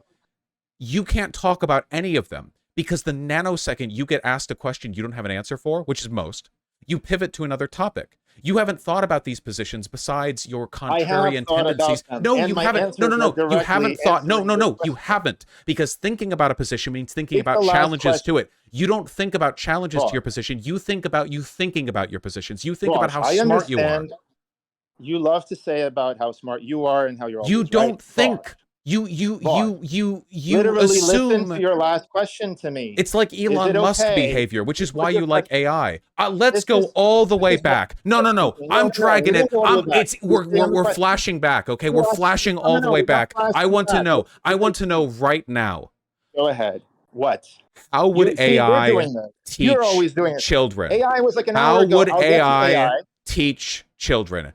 How would I AI think teach you're children? dodging. I think you're realizing right now that the last question you asked me was, You is notice it how you're okay not to be answering it bigoted against again? You're doing Muslims? it again. You don't have an answer to that question, so you pivot I away do from it have an because you're answer. uncomfortable. Then answer. Answer it. Just answer it. Just answer it. Okay, give me 10 seconds of speech and I How? will. Okay, but to be clear, the question is, how would you like AI to teach children? That is the question. Now answer that question You and asked no me, is other. it, and then can I answer, is it okay to be bigoted against Muslims in No, India? no, Because that we're was the past that question. topic. That topic is Why? done. Why are we past that topic when you did Because I this whole said so. Because tirade it's about not a me not paying democracy. that question? You just had this whole tirade about me not answering that question, This and now Discord I'm call telling is a you, tiny state, and I don't like how you're challenging state power. You're allowed to vote. Wait 3 years, okay? You can vote on what topic you want to discuss next. Until then, I'm the one who rules this call, and you are going to answer the do we question. get to go back to the question that In you 3 blame me for not years, answering? in 3 By years, the way, I have answered it in the deepest how would possible way. AI, right now, A million how people got would killed, yes, AI to be teach bigoted children? against How people would AI teach children? on both sides. So how? Okay, how did I slipped that in there? The answer to your other question. Okay, so how would the AI teach children? My short answer is go listen to Salman Khan's 1 hour beautiful lecture This is not an about the answer. two sigma. The two sigma. Okay, I have. Do you know what the two sigma phenomenon is? No, and I don't There's a care. book, but that's the answer to your question. Then AI. summarize it. Okay, the AI is a personal tutor for everybody. It remembers what the kid actually has a problem with, and the teacher is one to many. So the teacher cannot possibly have a one-to-one conversation with their whole class. Who Okay? determines the curriculum? A lot of people through a process, a systemic process. Through a process. Well, Just consider like my fears put to bed. oh yeah, like the like the public school curriculum right now isn't put together by a committee. Sure. It is put together by a committee. So then why can't they put together an AI trained on So those who same puts books? together the AI committee? The AI can just be first of all trained on the textbooks, and actually it will engage, and Which you can engage with textbooks? a PDF and with any textbooks, my friend. Any? That's Wait, what wait, the wait, AI. wait, wait. Textbooks contradict each other.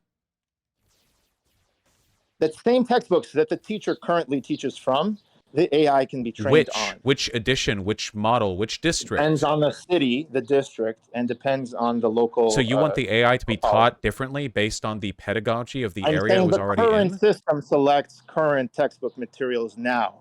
Those same freaking materials can be used to train an AI, okay, for tutoring. So you would just have the curriculum be determined by the smattering of textbooks, regardless of their quality or accuracy, fed into the AI? I think you're just trying to argue for argument's sake at this point. Well, you The might think AI is that a because tool. you're not physically capable of comprehending the problem with this idea. Okay, Mr. Ableist. Here's the thing. I'm trying to tell you that the AI can currently do something that Socrates was complaining about. He said, you know, books dumb people down because the book always says the same thing. If you inquire of the book, But you're training the well, AI now on it the doesn't. content of the books. Yes. Have So you ever it's used... going to be saying the same thing. How would the AI create new knowledge if all it's doing is regurgitating information? Why not just It's have not the only kids read the book? First of all, unfortunately, today's kids don't read as much as they did 20 years ago, which goes back to my conservative tirade. Then But fix the thing that. is, You think kids are going to people sit aren't... down for 4 hours of being lectured by Chat GPT? Like No, lecture kids is that don't want to stupid. read are going to like denigrate themselves by taking lessons from a fucking AI, from a fucking abomination. I could tell you that your ADHD was most likely overdiagnosed because that's Because statistically the case. I'm running circles around you with complete attention and focus. Yeah, you're so Hyper smart. attention deficit, more That's like why. hyper attention focused. Exactly, bro. No, you're so smart. Maybe you're on Ritalin right Thanks. now. So answer But the what I'm... question, right? Make me smarter. Answer the question. So, why would any kid listen to this if they can't read a book? I mean, To this, So people don't even have to. Adults and kids get addicted to their thing. There's people that did. I forgot. Crap. I forgot. There was a company that made companions for people. Maybe one of your listeners can bring it up. Oh, you mean the That company, highly unethical program that exploited lonely correct, people's need for correct, intimacy? Oh, okay. correct. And we'll give this to our Techno- 6-year-olds. so no, again, I am not in favor of exploit. I'm saying the current systems are even worse. And I'm saying we have an obligation to build good systems, systems that empower people. Diagnosing you with How are you ADHD, empowering giving you people? amphetamines How, is, you think that's good. You think that they helped you, and they did. But again, it could have been missed and over-diagnosed. You don't know. why do you pretend to act as though you know more about my psychiatric I don't. status than It's a I do? statistical thing. It's So, yeah, but over-diagnosed. it speaks to your general lack of knowledge, where you have vague ideas that you gesture at, but when you think of These any are not vague. particulars, the most you're left I've with spent is, well, years. maybe your condition isn't real. Actually, it's very real. It is the outcome of today's society. Both your parents How do likely you were. know? I don't know. I said likely. Likely the outcome. Statistic. Okay, I think, I mean, frankly, I think that you have several forms of brain damage, and it probably had something to do with you reading a self-help book written by an AI guru. So Well, I mean, I'm in all we of can your debate diagnose each techniques. other. The only difference between your diagnosis and mine is that I'm correct. So again, No, I'm like, trying to be empathetic to all these kids. why And would a kid yeah. sit there and listen and take lessons from an abomination? By the way, after this, I want to fresh air. I want to agree with you. There's things we agree on. Well, this and I want to can't bring last them. much longer. I'm an hour over time. I said we'd go up to Okay. 2 hours, and if I recall, you have a flight. So I don't know how much time, or I guess I've got emotional about 10 capacity minutes. we have for a brief. 10, 15 minutes. Okay, then Let's tell go. me, Yeah. please, why any kid would listen. Kids love technology. They play with it. You don't have to force them to do so. To What learn you have history to do- lessons? What you have to do is make the technology responsible and educational. Just like the TikTok videos in China versus the United States.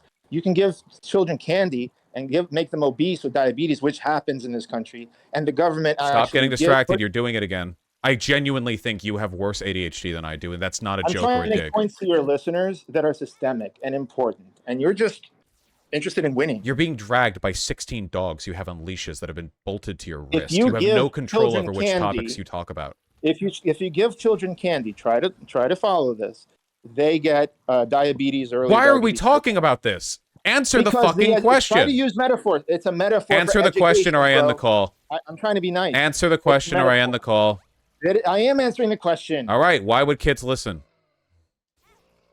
Kids don't have to be told to listen. They like playing with technology. That's not the question. The question should be: we have Duolingo already. Why wouldn't every kid just spend 4 hours a day learning other languages? Duolingo's boring to kids.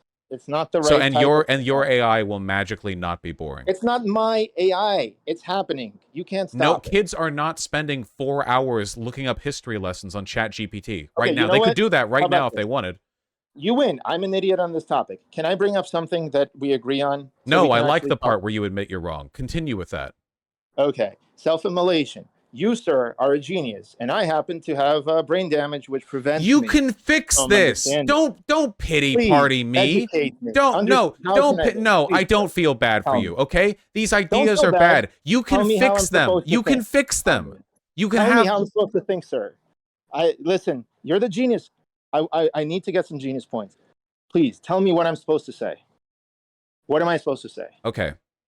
When talking about the Ukraine war, don't randomly jump to Southern secession in the United States and then follow it up with, well, Lincoln probably cheated. I did not say he cheated. You put words in my mouth. You were like, well, they say that his name didn't even show up in the ballots. That was their fault. They didn't put him on the ballot. Then of what fucking relevance is it?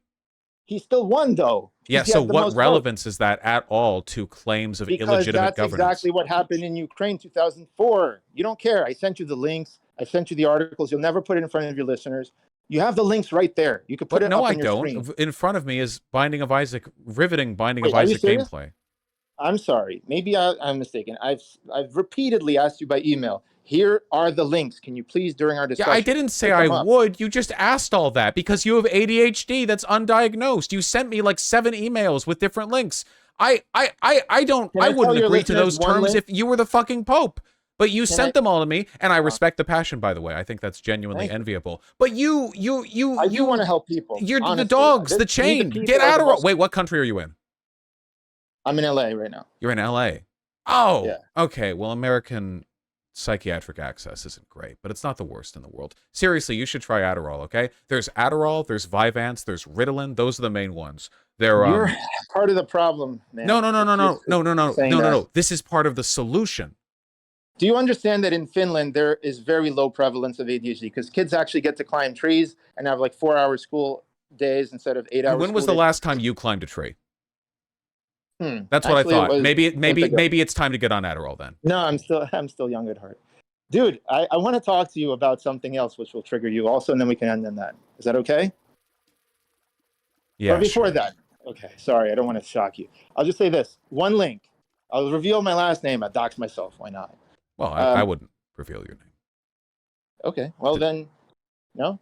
I think it's important for people to go and read the one page with all the links to CNN, NATO website, and New York Times, like mainstream news, because they're not getting the full context of this war from your and the Then mainstream provide media. the link, please.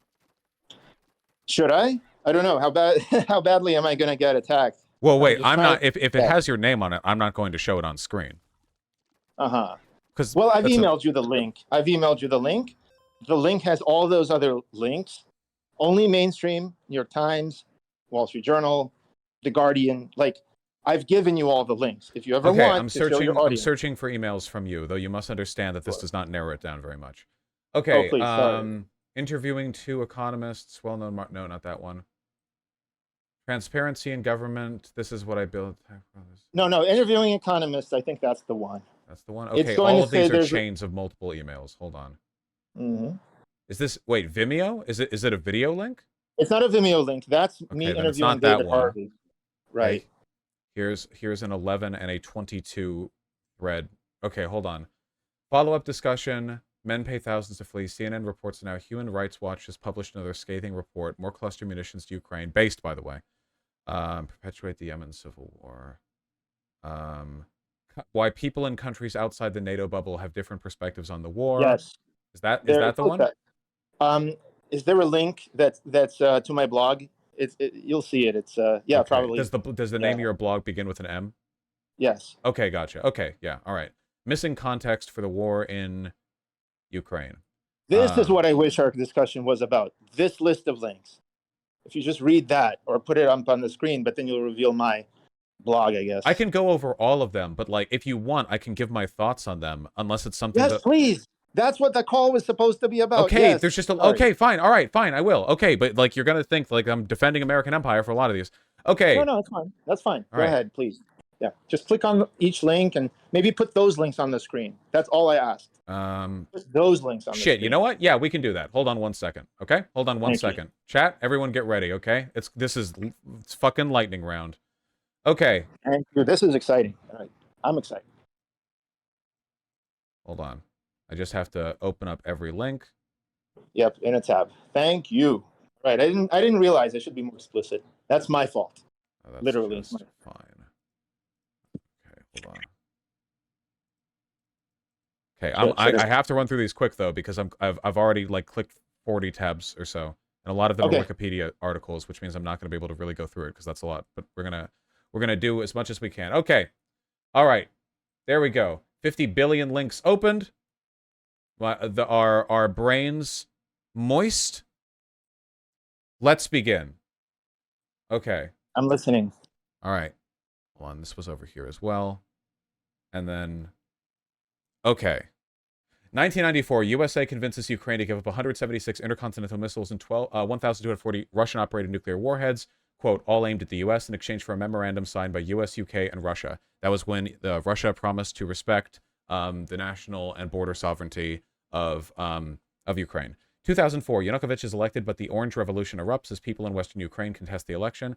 Eastern Ukraine threatens to secede if results are overturned, but in the end, the Ukrainian Supreme Court announces Yushchenko as the winner by a hair. So Yanukovych, this was the one where Yanukovych was accused of corruption, correct? He was accused of the election being rigged. Right, yeah, which is probably not good. 2005 to 2008. Throughout his rule, Yushchenko faces much turmoil, dismisses all his ministers, and dissolves parliament. Also loses elections to Yanukovych, but hangs on via a coalition with Lulia Tymoshenko's party. Right, yeah. Yeah. For some reason, Bush begins strongly. Hold on. Bush begins strongly pushing Ukraine into NATO in 2008, and Yushchenko works with him to do it. There we go. Bush vows to press for Ukraine, Georgia, and NATO. Based and red-pilled. Okay. Only problem. Large majority of Ukrainians polled did not want to be in NATO, but this doesn't matter to Bush. He and Yushchenko continue to push Ukraine into NATO. So yeah, I don't really have an issue with this. Okay, see the Pew poll? See yes. The Gallup poll? Yes, okay. I see the views of NATO and Ukraine joining NATO. Okay. Opposition to that. Okay, next. Yes. This was still the case years later, with follow-up polls being done in successive years, including this one, which was done in 2014, though this is referencing people's opinions before the annexation of Crimea. Before crisis, Ukrainians more likely to see NATO as a threat. West and central Ukraine warmer toward NATO than east. So it's almost like the annexation of Ukraine and the annexation of Crimea and invasion of the Donbass convinced Ukrainians that NATO was a lot more necessary than they previously thought. There's some truth to that, yes. Okay. But yes, up to this time, prior to the annexation, they did not feel positively about it. 2008, Cheney angers Russia by urging Ukraine's leader to unite on NATO, with President Tymoshenko and Prime Minister Yushchenko opposing each other. Yanukovych declared that any attempts to force Ukraine into NATO are doomed to failure. The question has to be solved by the Ukrainian nation through a referendum.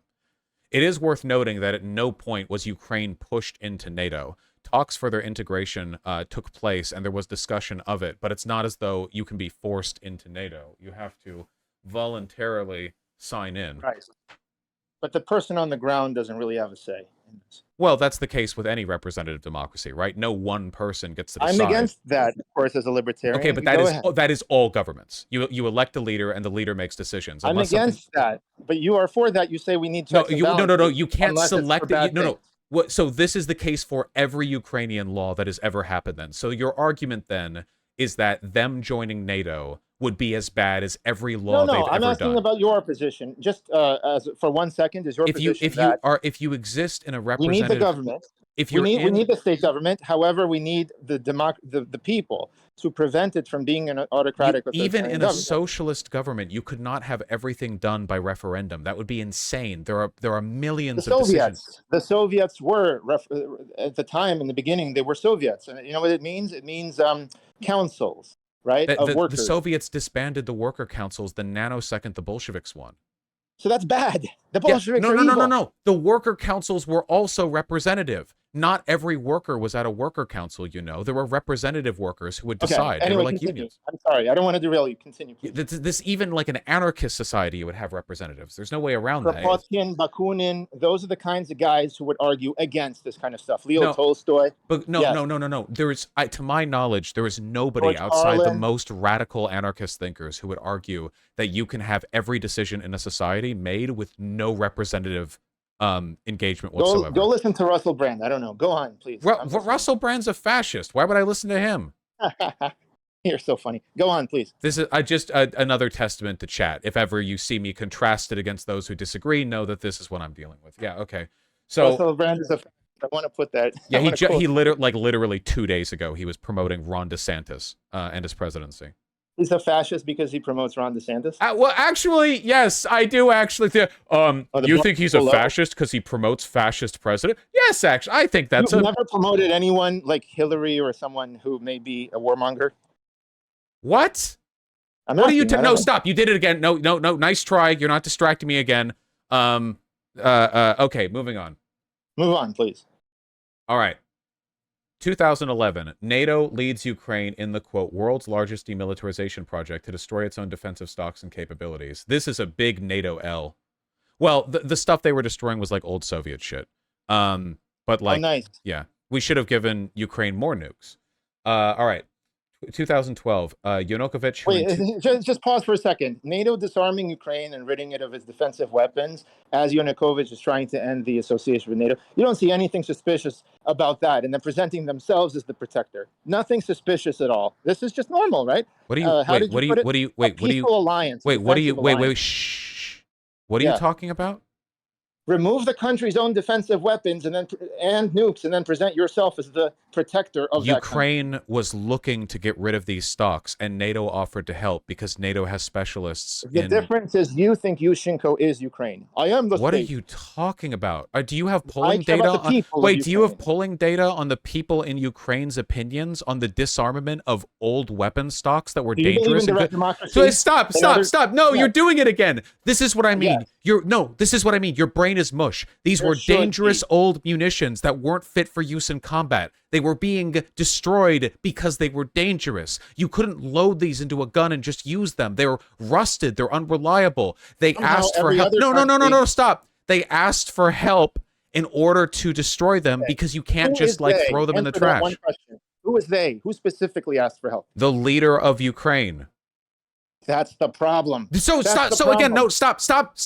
Again, you can't keep saying, yeah, isn't that fishy? Them having a government? Every country has a government. Every one of them. For minutes. Can I just say something for 10 seconds? No. Every time you say something, it's stupider than the last thing you said. You're literally like, isn't it suspicious how Ukraine has a system where their leaders make decisions? Hey, how about this? Hey, you want to hear? Wait, you want a real brain puzzler? Okay, aren't the people of Ukraine consenting to living under a governmental structure by voting for its leaders? Yes, they are. Oh, then aren't you arguing against what Ukrainian people want by arguing against what their state wants? I'm not a revolutionary socialist. I want gradual changes. You want no. You don't want anything. You have no actual beliefs. You're incoherent. I want a UBI. You're like a dementia patient. Technology. Okay. So anyway, for 10 seconds. It's been more than 10 seconds. Weren't we supposed to be running through these links? Yeah, run through these links. I was just trying to get to one point. No, you weren't. You weren't trying to get to one point. I helped you. 1 point. No, you weren't. You're not. You're not trying to get to one point. When the government of a country like Afghanistan or Syria asks Russia for help, that's not good. That's not good because the people suffer anyway. So I'm just saying. Thank you. Thank you very much. Okay. When a country asks for help, the people suffer. Gotcha. Okay. So Afghanistan war, 1980s. Yes, 2 million dead. Thank you. Yes. Yes. Yes. Yeah. Okay. So was the Afghanistan war was just Russia sending specialists to help destroy their munitions? Afghanistan asked for the USSR's help. Well, okay. Help in what form? Military and to support the government, to prop it up against to send in soldiers to protect them from revolutionaries. What does that have to do with NATO sending in specialists to help destroy dangerous, unusable firearms? Because whether it's you have no beliefs. You don't have anything. Okay, I can't answer you in 2 seconds. Sorry. Go ahead, please. Okay. Go ahead. Hold on really quickly. I'm going to do something for your benefit. Is that okay? I suppose so. Okay, 1 second. I'm going to find... Hold on. I'm going to find how long you said you'd be available to talk in the email. My flight it's in 2.5 hours, and I've already checked in. Hold on. Don't worry.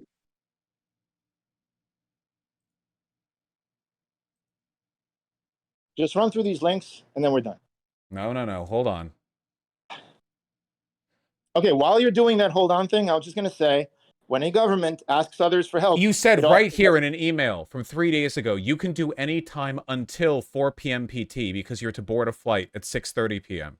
Did you not hear what I just said? It's past 4 p.m. You have to go. It was actually, it's 6:40 p.m. You're in LA, bro. Bro, you have to go to LAX.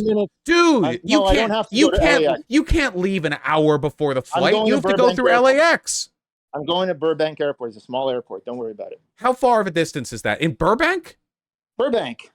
Yeah, depending on traffic. It's Monday. It's 4 p.m. LA traffic. Dude, you gotta go. I'm like legit. You gotta go.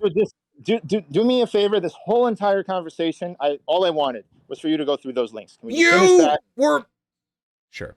Okay. You're a good man. Thanks. See, I give compliments when they're actually when I believe them. Okay. Yanukovych, who in 2010 is elected unquestioningly, I like the unquestioningly there, ends the unpopular NATO program in Ukraine. Ukraine's Yanukovych scraps NATO body. scrapped a state I'm body going to ask set one up to question. Is it based? Is it based? Yanukovych. No, the article. Am I exaggerating? That's exactly what the articles say, right? I'm not embellishing. This But is embellishing what? He scrapped the program. okay. Go on. Yeah, which is not based. Okay. It's blue pilled even. Yeah.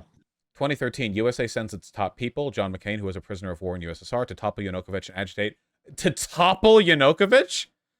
John McCain was like in Rambo in the swamps of Ukraine, like with a heavy machine gun or something. Play the video. He's on video. Play it. What video? There's a video right under that link. Oh, I see. You're going to go back to my blog. There's a video on YouTube of John McCain and the protesters. Anyone can see it. Yeah, sure. I'll play it. I'll play it right now. We've seen this video. Okay, so then whatever. Go on. People of Ukraine, this is your moment. Народи український, це ваш момент. This is about you, no one else. Це про вас. This is about the future you want for your country. This is about the future you deserve. Це про ваше майбутнє, про майбутнє вашої країни. Це про майбутнє, на яке ви заслуговуєте. A future in Europe. Майбутнє Європи. A future of peace and good Майбутнє relations миру. with all of your neighbors. Майбутнє всіх ваших сусідів. The free world is with you. America is with you. I am with you. Що творилося, коли... And the destiny you seek lies in Europe. І ваша доля, як ми вважаємо, знаходиться в об'єднаній Європі. Ukraine will make Europe better, and Europe will make Ukraine better. Okay, that was fucking based. Crazy that Republicans used to be like that. Okay, so he's based there. That's good. Okay, moving on. You get the point. Yeah, Right, I wouldn't really call that toppling Yanukovych. What are we doing there in 2013? No, I'm not arguing with you. It's fine. Everyone watched the video. Everyone in my chat thinks it's based. We're all red-pilled. We're all McCain stands now. We all want to resurrect him if possible. Amazing. Yes. Okay. 2014, Yanukovych ousted in Maidan revolution, based, followed by anti-Maidan protests and attempt to counter-revolution. Know about that. We know about the Euromaidan revolutionary dignity. Okay. 2014, Human Rights Watch reports Ukraine government forces widespread use of cluster bombs killing civilians. Hey, I just noticed that your mostly chronological chart on what's happening in Ukraine weirdly skips something that happens in between Euromaidan and the use of cluster munitions. It, like, almost as though there was an annexation and a separatist invasion that happened, and weirdly there aren't articles. Do you want to talk about, wait for it, Crimea, right? The thing that you said we won't. No, okay, it's just like it was so detailed, and then it just jumps from good Euromaidan to... Is next. There's literally an entire section but for Crimea. That's why. Okay. Ukraine, widespread use of cluster munitions from October 20th, 2014. Use cluster munitions populated areas in Donetsk City. What site is this? Human Rights Watch. Ooh, I got my eye on those guys. I got my eyes on those guys. Let's see, may amount to war crimes. Okay, so my blanket position is that Ukraine gets to use as many cluster munitions as they want because it seems like it'd be fun. Hey, wait, hold on. Don't interrupt their personal freedom, the personal freedom of their pilots and artillery operators to use them, okay? Yeah, libertarian supports the military killing individuals. Yeah, well, hold on. You need to think in terms of structures, okay? So anyway, hold on. Moving forward. The Guardian finds many civilians in Bucha were killed not by war crimes, Bucha, or whatever, Bucha, but by shrapnel from crossfire and Soviet-era weapons used on both sides. So this article just says dozens of Bucha civilians were killed by metal darts from Russian artillery. Yeah, of course people... Yeah, but both sides were using that artillery. Yeah, of course people in Bucha... I like the war crime apologism here. Very libertarian. It's not a war crime apologist. So, no, because... No, stop. Stop. I'll end the call immediately if you don't shut up for a second, okay? The only reason this is here is because Russia killed civilians and left them in mass graves, and you're like, well... A couple people were found to have been killed by, like, other weapons. It's just war crime apologism. It would be like you saying, here's an article saying some people at the death camps in Auschwitz were killed by, like Allied caliber munitions. It's just a way of, like, hiding. No, yes. And it's very important. My point is that most I don't of the care what your point is. Are due to boring reasons, and that's Thank you. really yes, bad. Yes, most people in war die. Nobody argued otherwise. We're just saying that they also do war crimes. Okay, anyway. Okay, go on. Of course, there were war crimes, by the way, and I condemn every single person that You committed war literally, crimes. your text that you wrote on your article, your blog Because you says don't focus on many the majority of civilians them. in Bucha were killed not by war crimes, but by shrapnel. You're literally like a Holocaust Correct. denier. Like, But that's bro, not dude, a Holocaust people denier. at Auschwitz were found. They were killed by like Zyklon B, bro. fact that a They person's died killed of by shrapnel starvation is when no better. the Allied My forces point- bombed train lines. Like you're doing the same my logic. point is, a person who is killed by shrapnel is no better than a person who's shot point blank. It's still bad. Schindler's List, have people being shot Wait, point wait, blank. wait. You're saying people killed accidentally by artillery fire is the same as Russia rounding up civilians and shooting them in the back of the head? I'm saying, bro, you just said that. You this is literally the just said Noam incidental civilian casualties are the literally same. the Noam Chomsky argument versus Sam Harris. Yes, I'm saying that you don't even consider these deaths to be significant because they're not sensational enough. It's not a war crime. What? Well, the thing is, it is All important. right, you're just getting off in the attention. I ended the call. I'm sorry. I've tolerated like 60 things here that I think I could have fairly ended the call over, but him being like, yeah, this is why the war crime didn't happen, and then when I point out his framing, he's like, actually, this is because you don't care about their death. Nah. We're not talking to him again. I think it's like a particular breed of schizo where the only moral position they have is that they need the attention of others to validate the insane amount of time they spend on their worldview and nothing else, right? Like, there's this one guy who emails me who keeps talking about how he's discovered new mathematical formulae that will change the world and how he's going to become a god, and I haven't responded to him. He sent me like 50 emails. He's just a schizo. There's no point in engaging, really. But, like, the main thing that he wants is for other people to validate or at least engage with his shit. No, he actually does have a flight to catch. He mentioned it like, okay, this guy would talk to me for an infinite length of time. You know what I mean? Like, if he could. He's not making up the flight, you know? I feel like I got really mean there, but like, holy shit, dude. Like, it's just crazy how I know that he's not lying. I think he thinks everything that he says, but it's crazy how he kept saying Nazi shit. Like, every time. Like, Islamophobia is okay if by Indian people because they're justified. Like, every kind of apologism in Ukraine imaginable, randomly saying that, like, it's the South seceding and the tyrannical U.S. government wouldn't let them go or whatever. Like, and then Lincoln, like, might have cheated. There's, like, so much shit. Holy fuck. Also, he needs Adderall. Do you feel deprogrammed yet? I feel something, that's for sure. I'm having an emotional experience. Maybe that was the goal, after all. Yeah, I noticed this a lot. There's some people, it's like a specific... I got DMs from him on Discord. At least present the rest of the links. They talk about Crimea. Is this the Bill O'Reilly School of Winning Arguments? Talk over someone and hang up. Just go over the links. That's all, even without me. Yeah, that's the thing. I think it's just attention, right? Like, it's just... They spend a lot of time thinking about their own shit, or at least they think about thinking about their own shit, but it's just like they want the engagement, and there's no way... Like, you can't ever convince them otherwise, because he pivoted like 5 million times. I feel like I'm more flustered than I would normally be, because I feel like in him... Like...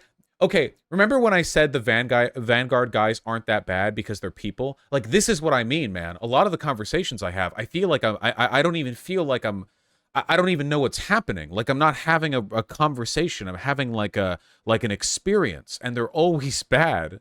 And I can't change people's minds, and it happens, and it happens, and it happens. It's like eye-opening, man. I don't know. It's like a reframing.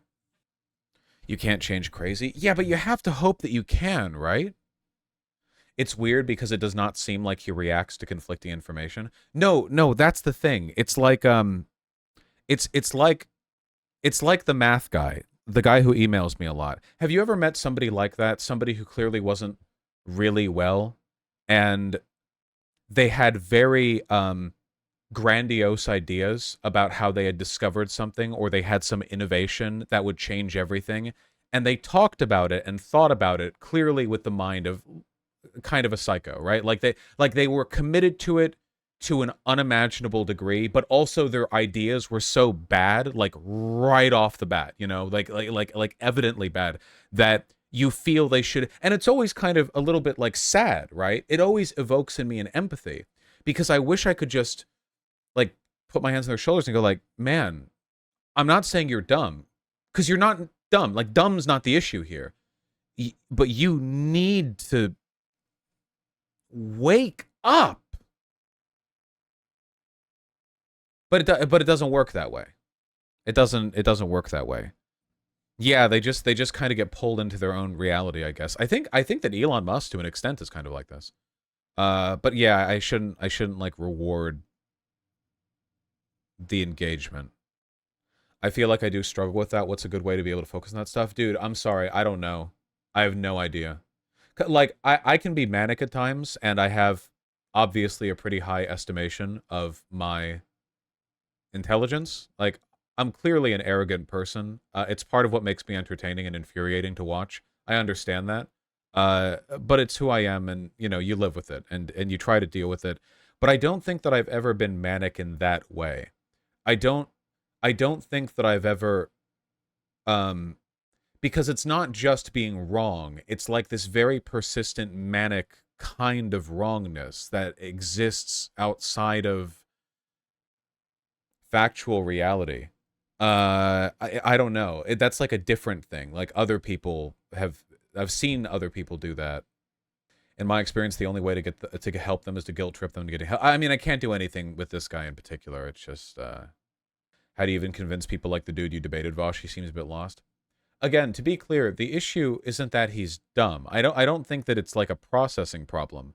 I think that it's like narcissism. Have you ever talked to a narcissist? And I mean a real one, by the way, a real narcissist, not like a movie narcissist or like a person who's really self-absorbed and arrogant or whatever. I mean a real, because real narcissism is like it's basically like the evil gene. Like really, like it's really fucked.